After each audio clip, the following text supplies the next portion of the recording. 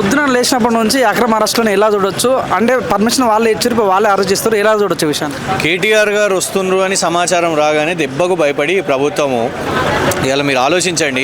Ram Gopalpet CI గారు ఆయన రామ్ గోపాల్పేట్ పరిధిలో ఉండాలి, కానీ తలసాని గారిని వెంటాడుతూ తెలంగాణ భవన్ దాకా వచ్చిండు. ఎందుకు? ఇక్కడి నుంచి ఎవరిని కూడా కదలనివ్వకుండా బీఆర్ఎస్ ఎమ్మెల్యేలు ఇక్కడికి వెళ్ళి వస్తుండ్రు, ఇది పెద్ద రాష్ట్ర అంశం కాబోతున్నది అని భయపడి ఇవాళ ఎక్కడికక్కడ అరెస్టులు, మహిళలను మగవాళ్ళను ఏడబడతాడ పోలీస్ స్టేషన్లలో పెట్టడం. ఇంత భయం ఎందుకు? ఎందుకంటే ఇది చూడండి ప్రజల అంశం, ఇది మా సికింద్రాబాద్ అంశం. నేను ఒక సికింద్రాబాద్ కంటోన్మెంట్ బోర్డు వాస్తవంగా అక్కడ చెప్తున్నాను మీకు. ఇప్పుడు సికింద్రాబాదు, సనత్ నగర్ కంటోన్మెంట్ ఈ అంశాలు ఉన్నాయి. మాకు అక్కడ 3 ముక్కలు ఉన్నది. ఒకటేమో మా కంటోన్మెంటు జిహెచ్ఎంసీ, ఇంకొక 8 వార్డులేమో కంటోన్మెంట్ బోర్డు, మా పార్లమెంట్ ఏమో మల్కాజ్గిరి పార్లమెంట్. ఆల్రెడీ 3 ముక్కలాట ఫుట్బాల్ నడుస్తుంటే మీరు ఇవాళ కొత్తగా తీసుకొని వస్తే మాకు లాభం ఏడ జరుగుతుంది? నువ్వు ఎంపీగా ఉన్నప్పుడేమో విలీనమని అన్నావు, మరి ఇవాళ నువ్వు 1 to 300 పెంచినావు, 150 నుంచి 300 అయింది కదా. మరి రేపు మా విలీనం కాకపోతే నువ్వు ఎన్నికలు పెట్టేస్తే మా విలీనం కానట్టే కదా. ఇక మాకు ఇంకోటి చెప్తా, మా కంటోన్మెంట్ బోర్డుకు 2015లో ఎన్నికలు అయినాయంటే ఇవాళ వరకు ఎన్నికలు కాలేదు. ఇన్ని సంవత్సరాల నుంచి వెయిట్ చేస్తున్నాం. సో మేము రేవంత్ రెడ్డి గారిని అంటున్నాము, మీరు చేస్తున్న ఈ చర్యతోని కంటోన్మెంట్ ప్రజలకు ఇబ్బంది అవుతుంది. నార్త్ జోన్ పోలీస్ స్టేషన్ ఎక్కడ ఉంటుందండి? ఇవాళ మీరు నార్త్ జోన్ పోలీస్ స్టేషన్ తీసేసి మీరు మల్కాజ్గిరి కమిషనరేట్ అని పెట్టారు. మా నార్త్ జోన్ సెంటర్లు ఉంటుంది. మీకు గోపాల్పురం వాళ్ళైనా, ఇటు తుకారాం గేటు లాలాగూడ వాళ్ళైనా, ఇటు రామ్ గోపాల్పేట వాళ్ళైనా, ఇటు బేగంపేట అయినా అందరికీ సెంటర్ ఇదే నార్త్ జోన్ పోలీస్ లిమిట్స్. వాళ్ళు 5 నిమిషాల్లో చేర్చుకోగలుగుతారు, ప్రజలు కూడా అక్కడికి రాగలుగుతారు. సికింద్రాబాద్ కోర్టు కూడా దాని ముందే, కానీ మీరు ఇది తీసేసిన బట్టే. సో ఇవాళ ఏం ఆలోచించి రేవంత్ రెడ్డి గారు ఇలాంటి చర్యలు చేస్తున్నారో ఇక వాళ్ళే చెప్పాలి. ఒకటైతే ఇవాళ శాంతి ర్యాలీలో అశాంతిని కల్పించింది రేవంత్ రెడ్డి గారి ప్రభుత్వమే. మేము శాంతియుతంగా చేపడుతున్నాము, దాన్ని వారు అశాంతితోని అరెస్టులు, గుంజుకపోడు, ఈక్కపోడు ఇది చేయడం కరెక్ట్ కాదు. సార్ సికింద్రాబాద్ పేరు కూడా మారుస్తూ ఉంటుండు, అది సాధ్యమైంది అంటారా? అసలు ఇక దాని ఉనికి ఉండదు. మీకు సికింద్రాబాదు రేపు జిహెచ్ఎంసీ ముక్కలైన తర్వాత నీకు సికింద్రాబాద్ ఏం పేరు పెడతావు నువ్వు అనేది ఇవాళ ఆయన ఆలోచించాలి. అందుకే మేము ఇవాళ డిమాండ్ చేస్తున్నాం, మా సికింద్రాబాద్ కంటోన్మెంట్లోనే మా పేరు సికింద్రాబాద్ కంటోన్మెంట్ బోర్డు అని ఉన్నది. నువ్వు మల్కాజ్గిరిలో పెడితే తీసుకపోతే మల్కాజ్గిరి కంటోన్మెంట్ బోర్డు చేస్తావా? ఇన్ని దశాబ్దాలు ఉన్నప్పుడు మేము సికింద్రాబాద్ అని కోరుకుంటున్నప్పుడు మాకు అదే పేరు ఉండాలి. మా అస్తిత్వం కదా ఇది. తెలంగాణ కోసం ఎందుకు కొట్లాడినాం? తెలంగాణ అస్తిత్వం, తెలంగాణ ఆత్మగౌరవం. సేమ్ ఇవాళ సికింద్రాబాద్ ఒకటి టీఎస్ నుంచి టీజీ మార్చిండు, తెలంగాణ తల్లి విగ్రహంలోకి వెళ్ళి బతుకమ్మని తీసేసి చేయి గుర్తు పెట్టిండు. కానీ ఇవి అయిపోయినాయి. ఇది మాత్రం మేము కానీయం, ఖచ్చితంగా అడ్డుకుంటాం, ఖచ్చితంగా అడ్డుపడతాం. డెఫినెట్గా ఈ పోరాటాన్ని ఇంకా ముమ్మరం చేస్తాం. సరే గత అసెంబ్లీ ఎలక్షన్ చూసుకుంటే గ్రేటర్ హైదరాబాద్లో మొత్తం బీఆర్ఎస్ హవా కనిపించింది. అంటే గెలిచిన కోపంతోనే ఇవన్నీ చేస్తున్నాను అనుకోవచ్చా? 100% డౌటే లేదు. వాళ్ళకు ఒక్క కార్పొరేటర్ అండి, ఒరిజినల్గా కాంగ్రెస్కి ఒకటే కార్పొరేటర్. ఆ ఒకటి నుంచి ఇవాళ వాళ్ళు పవర్లోకి రావాలంటే 60 అంత సీన్ లేదు. ఎందుకంటే ఆయన కట్టింది ఏమి లేదు. ఆయన హైదరాబాద్ నగరానికి, జంట నగరాలకు ఆయన ఒక ఫ్లైఓవర్ వేయలేదు, ఒక రోడ్డు నిర్మాణం చేయలేదు, ఏమీ చేయలేదు. సో ఇవాళ జంట నగరాల ప్రజలు ఎందుకు ఓట్లేస్తారు? అందుకే ఈ జంట నగరాలను ముక్కలు చేస్తున్నాడు. సార్ ఇంకోటి 4th సిటీ గురించి కూడా తన మాట్లాడ జరిగింది. ఎలా ఉండబోతుంది 4th సిటీ మీద వచ్చే మీ మాట ఏం చెప్తారు సార్? అసలు ఏమున్నది 4th సిటీ చెప్పండి?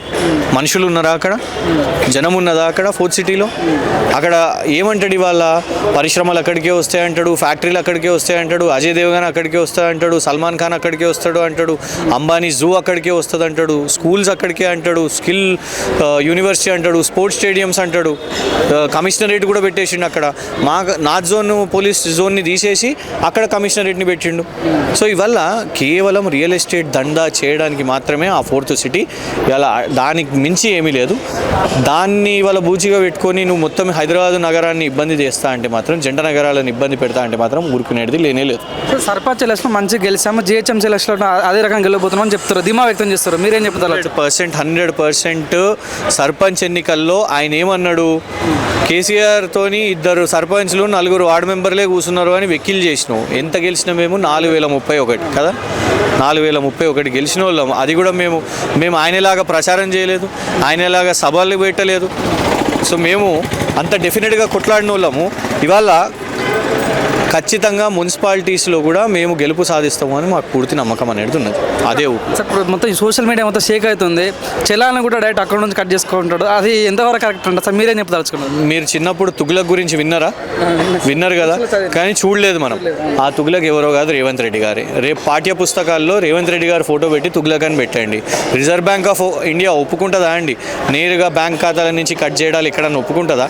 అది తెలియక ఉట్టిగానే ఏది పడితే అది వాగుతాడు రేవంత్ రెడ్డి గారు. అసలు ఏం జరుగుతుంది? తెలంగాణ భవన్కి ఇంత బందోబస్తుగా పోలీసులు రావడం గల కారణం ఏంది? అసలు ఎందుకని మొన్న అంటే నిన్నటి వరకు పర్మిషన్ ఇచ్చిన రేవంత్ రెడ్డి ఎందుకని నైట్కి పర్మిషన్ క్యాన్సిల్ చేసిండు? సికింద్రాబాద్ పేరుని మార్చగల కారణం ఏంది మీరేమనుకుంటున్నారు? ఇప్పుడు గౌరవ పెద్దలు సీనన్న గారి మీద కేసు పెట్టడం వల్ల మంచి సంపూర్ణంగా నిరాదీక్ష చేద్దామని అంటే రేవంత్ రెడ్డి కూడా ఏదో ఊహాగానాలతో కేసు పెట్టడం జరుగుతుంది. భయభ్రాంతులు చేస్తున్నాడు. ఎటువంటి సమాచారం లేనిది కూడా ఒక కేసులు పెట్టడము, మీడియా మిత్రుల వాళ్ళకు కూడా ఎన్టీవీ మిత్రుల వాళ్ళకు కేసు పెట్టడము, ఆయన ప్రభుత్వం మీద ఏ విధంగా అయితే వచ్చిండో ఆర్పదక్కర్లేదు అది గ్యారెంటీ అమలు చేయమను. దాని మీద దృష్టి పెట్టక లేనిపోని అవగాహనలు పెట్టడం ఎంతవరకు న్యాయము?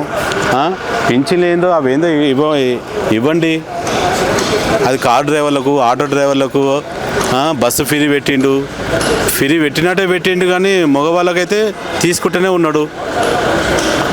కానీ రేవంత్ రెడ్డి దురదృష్టం, ఆయన ఎట్టయినా అటర్ ఫ్లాపే అయిపోతాడు. రేపు నాడు గవర్నమెంట్ పడిపోతుంది. ఆయనకి ఎట్లా వచ్చిండో ఎట్లా పోతాడో అది మీద ప్రజలే నిర్ణయిస్తారు.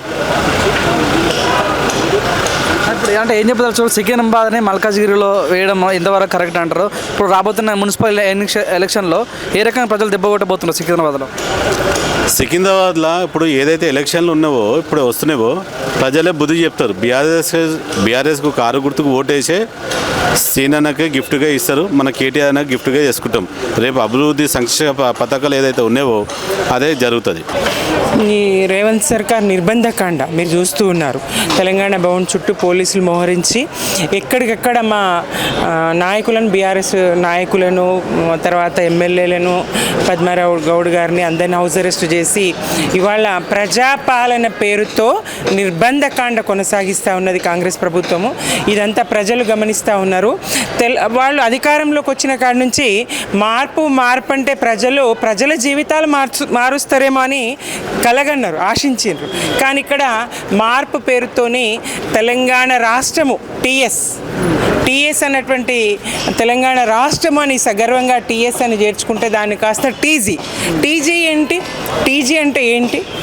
మరి వాళ్ళు అట్లా పేరు మార్పు, ఆ తర్వాత తెలంగాణ తల్లి ఉద్యమ కాలంలో ఊరూరా ప్రతిష్ఠించుకున్న మా ఊర్లో కూడా నేను కేసీఆర్ గారి చేతుల మీదుగా, ఉద్యమ దళపతి చేతుల మీదుగా నేను 2010లోనే తెలంగాణ తల్లి విగ్రహాన్ని ఏర్పాటు చేసుకొని ప్రతిష్ఠింపజేసుకున్నాము.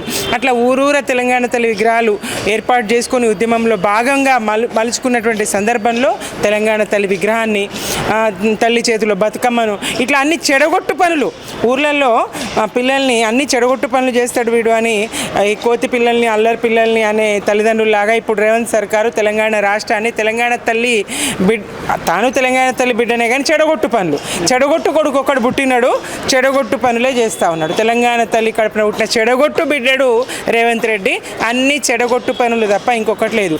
సికింద్రాబాదు చారిత్రక నగరము, మరి 220 సంవత్సరాల పై చిలుకు చరిత్ర ఉన్నటువంటి ఇది, దానివల్ల మల్కాజ్గిరిలో కలిపి ఫ్యూచర్ సిటీ అట. వర్తమానం ప్రజెంట్లో ఏం చేయగలవు ప్రజలకు? ఇప్పుడు చేస్తానే కదా అధికారంలోకి వచ్చినావు. నేను ఫ్యూచర్లో చేస్తా, 2041 నాటికి చేస్తా అని చెప్పి కాదు కదా అధికారంలోకి వచ్చింది. ఉన్న నగరాన్ని ఊడగొట్టి, ఉన్న నగరాన్ని ధ్వంసం చేసి, హైడ్రా పేరుతోని పేదల ఇండ్లు కూల్చి లేని నగరం ఏదో నిర్మిస్తాడట. ఆకాశ హార్మ్యాలు ఆకాశంలో కడతా అని చెప్పి భూమి మీద నివసిస్తలేడు రేవంత్ రెడ్డి. లేక అవకాశం వచ్చింది, కళలో కూడా అనుకోలేడు తెలంగాణ రాష్ట్రానికి ముఖ్యమంత్రి అవుతా అని. అనుకోని అవకాశము, అడ్డిమార్ గుడ్డి దెబ్బ. మరి దీన్ని చూసి ఆయన ఇవాళ ఈ స్థాయిలో మిడిసిపడతా ఉన్నాడు. అన్నీ చెడగొట్టు పనులే తప్ప మంచి పని, ప్రజలకు అక్కెరకచ్చే పని ఒకటన్నా చేసిండా? రేషన్ కార్డులు ఇచ్చినాం, మేము ఇవ్వలేమా? బీఆర్ఎస్గా 6.5 లక్షల రేషన్ కార్డులు ఇచ్చినాం, ఉద్యోగాలు ఇచ్చినాము. ఏవయ్యా రేవంత్ రెడ్డి గారు? 2 లక్షల ఉద్యోగాలు ఇస్తామని చెప్తారు కదా, 2 ఏళ్ళని ఏడాది లోపల ఇస్తా అన్నటువంటి 2 లక్షల ఉద్యోగాలు 2 ఏళ్ళైనా ఇవ్వకపోతుంది. మేము ఇచ్చినాం 1,63,000 ఉద్యోగాలు బీఆర్ఎస్గా మేము ఇచ్చినాం. 25 లక్షల మంది ఐటీ రంగంలో మరి అనేక ఉపాధి కల్పించిండ్రు కేటీఆర్ గారి నాయకత్వంలో ఐటీ రంగాన్ని ఇక్కడ వృద్ధి చేసి. ఏదైనా చేస్తే హైదరాబాద్కే కాదు రాష్ట్రానికి మేలు చేసింది. రాష్ట్రం సాధించింది టీఆర్ఎస్గా.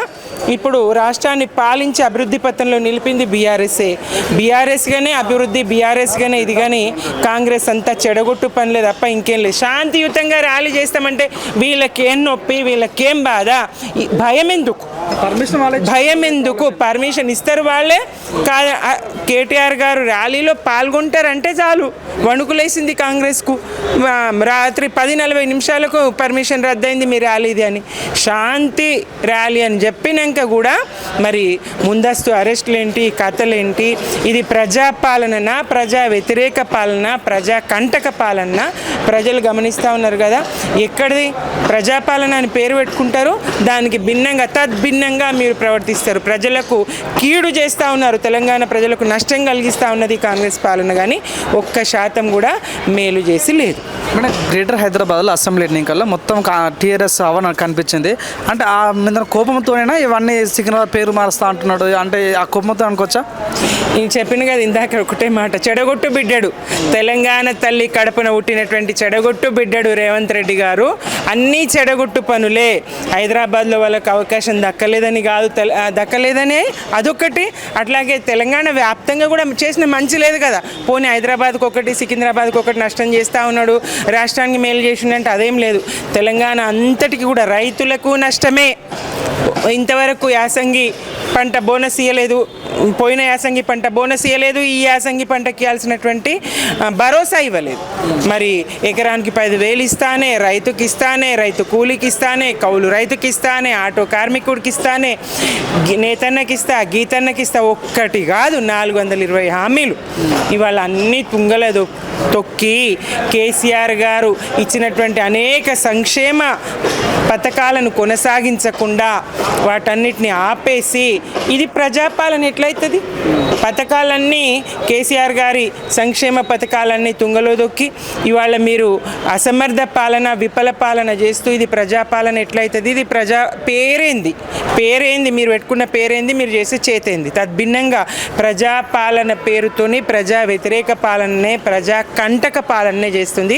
ప్రజలకు ఆమోదయోగ్యం ఎంత మాత్రం కాని పాలన కాంగ్రెస్ చేస్తుంది. మేడం ఇంకోటి, ఇప్పుడు రేవంత్ రెడ్డి గారు మాట్లాడినటువంటి చలాన్ విషయంలో మాట్లాడుకుంటే మొత్తం సోషల్ మీడియా మొత్తం షేక్ అయిపోయింది.